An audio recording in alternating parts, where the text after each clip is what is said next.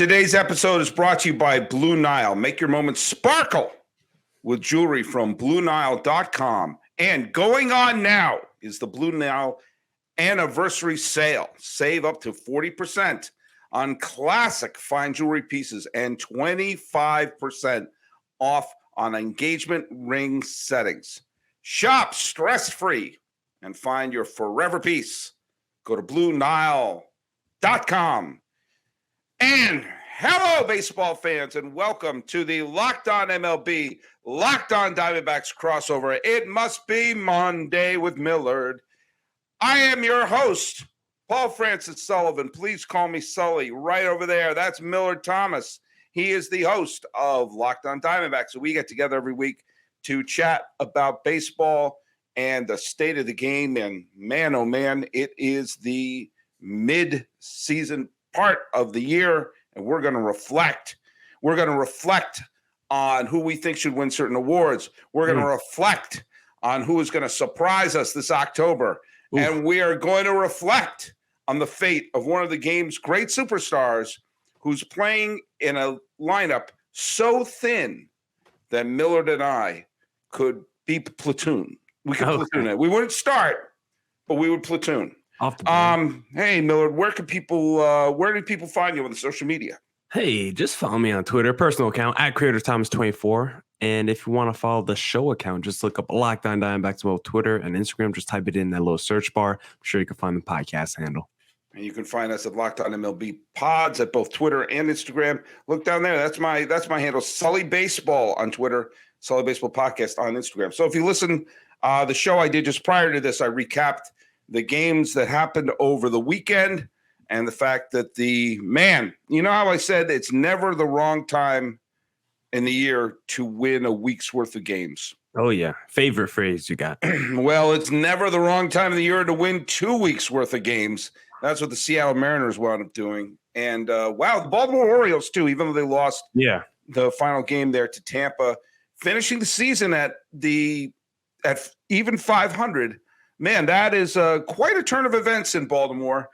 We had Dan Rodricks of the Baltimore Sun on a podcast that I dropped on this Saturday. We had a great conversation. He is one of the absolute stalwarts of the Baltimore media. He's had a column for the last 45 years in Baltimore, and he's a friend of the podcast, and we talked a little bit about the Orioles. But, hey, it's the midseason. I'm not officially. Officially, we've passed the midseason, but this is the midpoint. This is where we take a little break and we can reflect. And Millard, let's talk a little bit. We talked a little bit yesterday. The last time we did this, we talked a little bit about who we thought the top teams were, the top contenders. And we did make a couple of points of who we thought the MVPs and everything were. But let's go down the big ones. Let's go down MVP, Cy Young, Manager of the Year, Rookie of the Year, and also who we think the next manager to be fired is, because man, oh man, that's an unpredictable thing. But let's go through. Let's go to the you're a National League guy. Let's start with the National League. Who's your MVP at this point?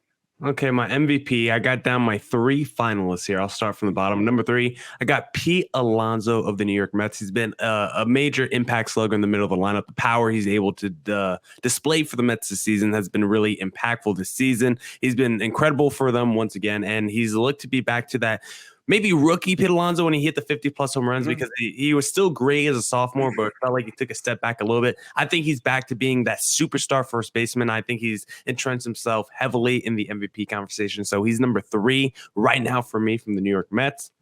Number 2, I got Manny Machado of the San Diego Padres, because the Padres have been really good this season. Their offense has been fantastic. And when you look at that lineup, it hasn't been a lot of great performers outside of Manny Machado, who has had to carry just a way bigger load without Fernando Tatis this year. We know Manny Machado is one of the game's favorite players to get hated on because, so many different things, whether it's I like him. I like him. Yeah, we know he's a polarizing figure, but he's been fantastic so far this year for the Padres. He's number 2 right now on my NL MVP finalist list. The number one, it hurts me to say, but he's the runaway favorite because he's leading basically the NL in every major offensive statistical category, and that is Paul Goldschmidt of the St. Louis Cardinals, who just entered the 300 home run club. He's been fantastic all season from start to finish. It's been a phenomenal season. It's been the Goldie season. So right now he's the MVP in the National League, and it's not even close. I completely line up with all those. I mean, I do give a lot of love to Dansby Swanson and to Nolan Arenado as well. But yeah, I think, and if Harper was not injured, I would put him in there as well. Joel Sherman of the New York Post wrote about Paul Goldschmidt. I'm just going to read a little bit from his column. The major league slash line with 2 strikes is a batting average of 168, on base of 242, and slugging of 264. Okay, that's the major league slash line. Goldschmidt's is 270, so 100 points higher than the major league slash line. More than 100 points higher in slugging, and almost 250 points higher in slugging, and almost 100 points higher in on-base percentage. In other words, with 2 strikes, he has a good slash line for any point in the count. But with 2 strikes, he hits on an elite level. I mean, you break down his stats in every way, shape, or form. And St. Louis has had an up and down season. And they're right now they're nipping right at Milwaukee's heels for the lead. But yeah, I think that what Goldschmidt has meant to that team is yeah, and this is like some of the best baseball we've seen from him in his career, because that first season in St. Louis, it was a little bit of a step back. He really started slow those first couple months before he took off. But you look at the last 2 years in St. Louis, like Paul Goldschmidt flat out now has been like a top 10 player in baseball, and he's been incredible in the middle of the lineup. And I think when you look at that trade again, like we always talk about, like it was just a straight fleece by the Cardinals, and it was a game-changing, franchise-changing move for them moving forward. Let's take a look at the AL MVP. I'm just going to go first there. I have Judge 1, Jose Ramirez 2, and I guess I should be building up for the suspense there. I have Ohtani 3. I had Trout, Alvarez, and Devers high up, but I mean, Devers is still great. He's the only one who showed up for the last couple of games against the Yankees. Trout's injury will probably lower his stats, and if you're on a team that stinks and your stats aren't elite, I mean, he's still going to have a great year, and he could very well win the MVP. He could have a great second half. But if there's an angel who's going to do that, it's going to be Ohtani, because he's putting together a Cy Young argument as well. But what Judge has done, Alvarez is, again, I'm not Alvarez, I'm sorry, Jose Ramirez. What he's my number 2. He's my runner-up, because the Guardians are right in it, and they're making a run at the division as well. And he is carrying that offense big time. But the Judge is having an all-time season, and barring injury, he's going to hit 50-some-odd home runs this year. Yeah, he's having a crazy year. He's probably having the most fun year in the American League, the biggest spectacle of the year. He's number 1 on my list as well. I have Yordan Alvarez number 3, because if you care about WRC plus, which is like probably the most trendy stat used over the last few years, Yordan Alvarez is running away with that stat in the American League. Like, according to that, he's like 20 points better than anyone else. Second is actually our guy Rafael Devers over Aaron Judge, but I still have Alvarez 3, and then number 2 I actually have Shohei Ohtani, just because I feel like the man, again, offensively has been one of the best players in baseball. Maybe a step back from last season offensively, but still an incredible slugger. And then you look at from a pitching perspective, he's taken a step up from last season. He's he's legitimately in the Cy Young race right now. Depending on how many starts he's going to finish with. Like, he's been incredible this year. So I feel like when you think about the spiritually of the award, or what an MVP is, like, I think Ohtani just, regardless of record, has to be top 2, because there's literally nothing more he can do when we talk about value to a team. Yeah, in fact, let's go right to the Cy Young. I'll build it up. Okay, I have number 3. I have Verlander of the Astros. He's having a marvelous season. Don't let Brett hear that. Don't let Brett hear that talk now. So, like, number 3. I have number 2. I have Ohtani. Okay. And I have Shane McClanahan of the Rays, who is just very quietly having an unbelievably great season. I mean, Verlander, again, Verlander could be 2. I mean, it's the midway point. And so there's a lot of coin tosses here. I have Ohtani high up there just because he's not blessed with a great lineup nor a great bullpen around him. Can you imagine how bad the Angels would be without him? Well, McClanahan, I think, is just having that great year. A little bit under the radar, of course, but having a fantastic season for Tampa. Yeah, I think McClanahan's problem is the fact that he plays for Tampa, a team that's already kind of unassuming. And McClanahan, I mean, if you look at the stats, he's basically like Goldschmidt as a pitcher. Like he's running away with every offensive category. He's the AL version of Sandy Alcantara. So he's been phenomenal so far this year. Ohtani is on my short list, but I don't actually have him in my Cy Young race. It's probably fair enough. Just because he starts like every 6th day. If he was like a normal, every 5-day starter, I think he's right there in the mix. But overall, I have Verlander number 2. I have Shane number 1, like you. But I do have Blue Jays, Alek Manoah. I know you had Jose Urias as your preseason pick, but Manoah this year, he's just, Urias. We won't even talk about that, but Manoah this year has been absolutely phenomenal. Kevin Gausman, too, I think he's been deserving of an all-star selection from that rotation, but Manoah has just been a freaking stud out that rotation for the Blue Jays. And even though Charlie still got fired, Manoah has been a bright spot for that team.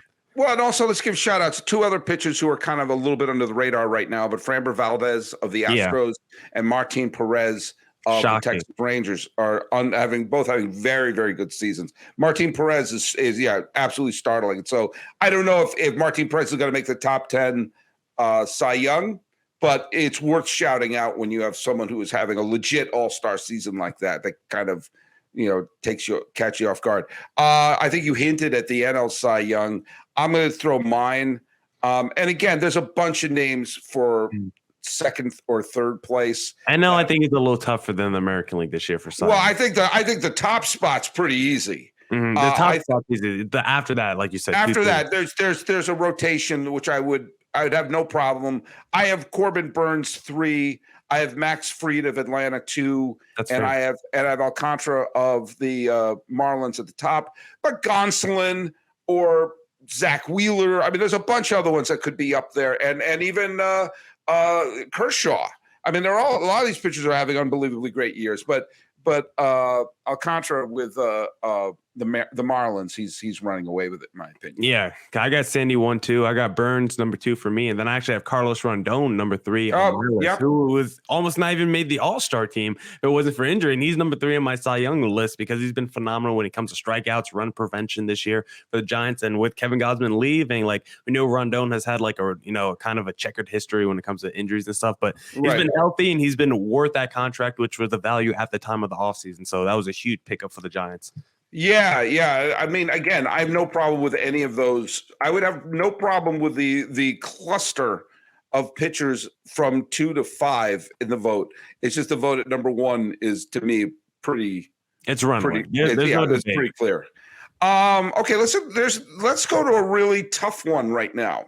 At least tough for me, because there are 2 that are right at the top for me. So I'm going to do AL Rookie of the Year. Let's hear yours, because I have 2 that are basically a coin flip at this point. Okay. For number 3 on my finalist, I got Bobby Witt Jr. of the Royals, who's had a pretty good season. I mean, he's a rookie, but he's got around 750 OPS, double-digit home runs, double-digit steals, showing basically all the tools he has. He's flashed this year.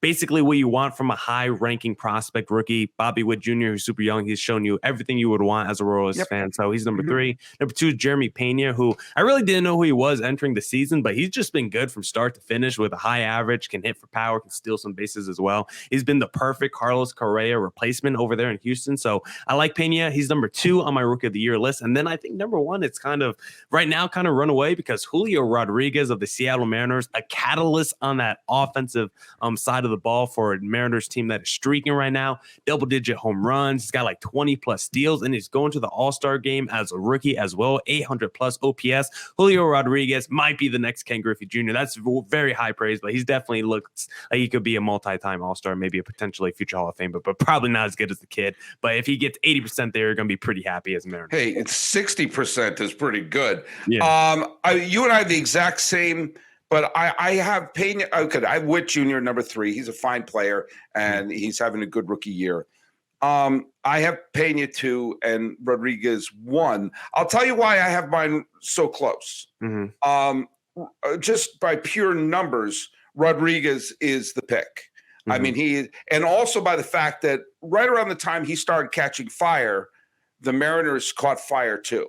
And that the fact they're on this unbelievable streak, and he hit a huge grand slam the other day against Texas. He's always in the middle of everything, stealing bases, playing great defense. He's everything that they were that as advertised. Yeah. So he is you and I agree. The reason why I have to sort of look at it a little. I don't think it's the runaway, like say, Goldschmidt with the MVP, is the fact that Pena had to fill in for Correa. Correa's gone. The guy who really was the keystone of that team, who really got it. And even when the Astros became the great villains of baseball, he was the one who kind of was like, okay, that's who we are. Then that's who we are. Then let's not fight it. Let's get back to the World Series and prove. And with everyone scrutinizing us and watching our every move, we're going to go back to the World Series anyway. He seemed to relish the bad guy role, but also relish playing for Houston, all these things. And when he left, I thought that was going to be too much of a kick in the crotch for the Astros to truly recover from. And Pena has stepped in, and the Astros haven't missed a beat.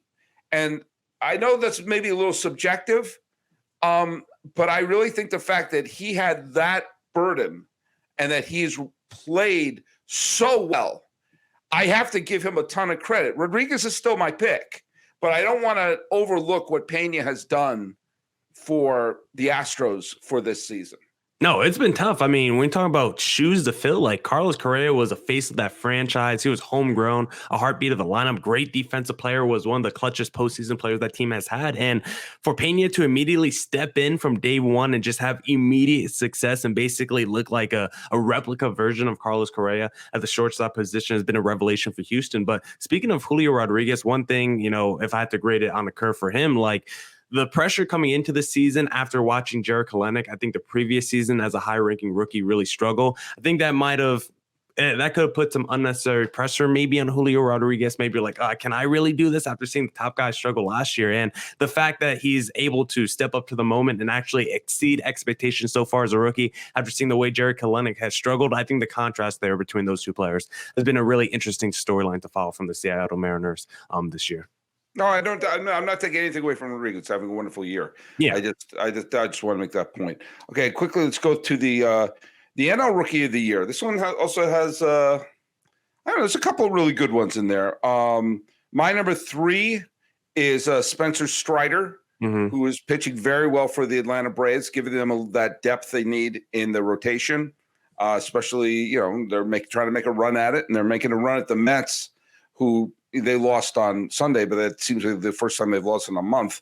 And my number 2 is Mackenzie Gore, who has had some big games for San Diego.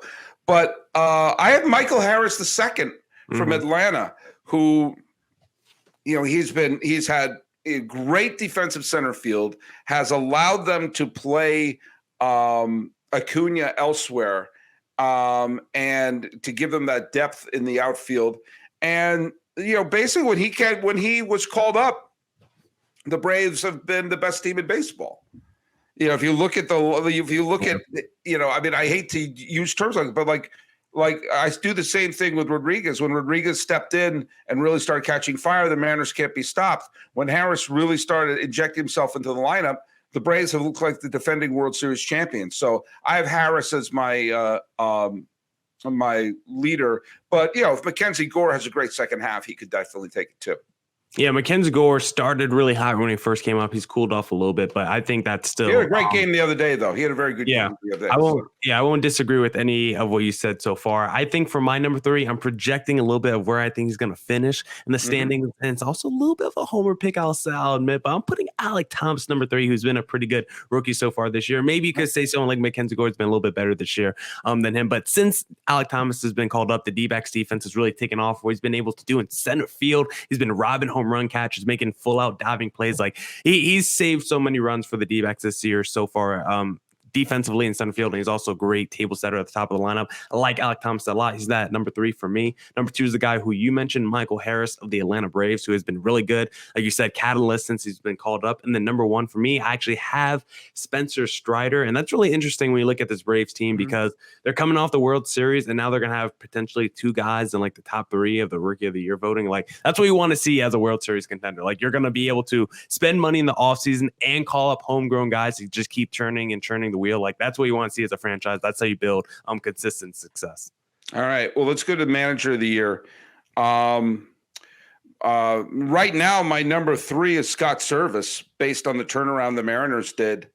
My number 2 right now is Aaron Boone, and my number 1 is Dusty. But I think that's really, they could go either way on either one of those. Everyone was wanting to fire Boone last year, and they're playing unbelievably great. And I have to eat a ton of crow about it. I didn't think they would be able to have a great season. I like what Dusty, ironically, I like what Dusty's done with the pitching staff, which he's always been crapped on his whole life. But, when you lose a player like Correa, and the team is getting a little bit older and still you take control of the division. Right now, I mean, again, it's either or. Depends on what day you ask me. But right now it's going to be between Boone and Baker, 2 heavily scrutinized managers, even though Dusty has won the Manager of the Year several times. It's going to be one of those 2.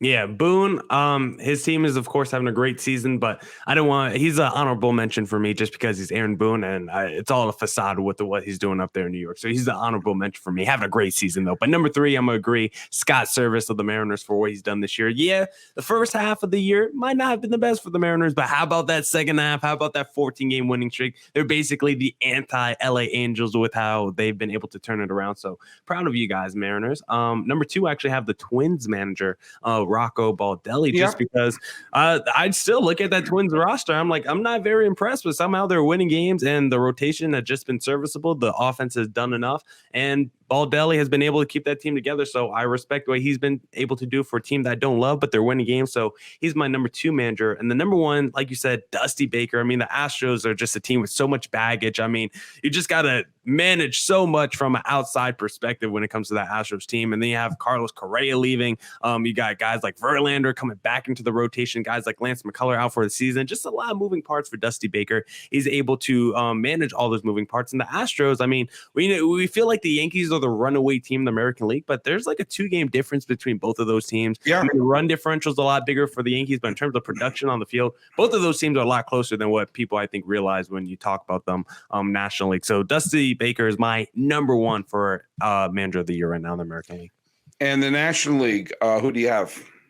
In the National League, I got number 3. I got Brian Snitker of the Atlanta Braves, who, again, coming off the World Series, sometimes you have that World Series hangover people talking about. And it seems like the Braves did have it for maybe the first month of the season, but you could attribute that to the extended lockout and things like that, extended preseason and spring training, because there's a lot of teams that started the season slow. So maybe we give them a little of a pass for that. But the Braves, I think, have really been able to pick it up. They had a pretty long winning streak at one point of the season as well, where it's double-digit streaks. So I think Brian right now is number 3 on my Manager of the Year list. Number 2, I got Bob Melvin, who stepped into that Padres managerial role after they fired their manager, Jace Tingler. Before him, after, the big collapse of last season, the Padres had come into this season with high expectations. Then all of a sudden, Fernando Tatis Jr., he's hurt. He's going to be out months. And Melvin's been able to right the ship. We know he's been a good manager. We know what he's able to do with the lack of talent from watching him in Oakland. So it's no surprise that this Padres team with, star players like Fernando Tatis out, they're still competitive and they're still winning games. And that's a big reason goes to Bob Melvin for that. And then number 1 on my list, I got Buck Showalter, who was like a free agent this offseason when it comes to managerial candidates. A whole bunch of teams wanted him. He's a throwback manager. He's been one of the best managers in baseball, and he's still showing you at 80-plus years old. He's still as sharp as he ever was, and the Mets are right now looking like one of the best teams in baseball. They might have the strongest overall roster on paper, so deep. So Buck Showalter right now, for what he's been able to do, bring some energy, bring some life to New York, and finally got a big boy running that team over there with the Mets, because we know some of their managers over the years have been kind of hit or miss. So Buck Showalter, he's been the man so far in New York, and he's number one on my list. I have Bob Melvin. So many former Diamondback managers I'm going to mention here, but I have Bob Melvin at 3, dealing with the injuries and everything with San Diego. Snitker, I have at 2 for a lot of the same reasons you have. No disrespect to Dave Roberts, but I just think he just has some of these others have a harder job, and I have Showalter at the top. I mean, he had both DeGrom and Scherzer injured at the same time, with the Braves going a major winning streak, and they never surrendered first place. I mean, that to me, if that's not the reason to do it, I don't know what to tell you.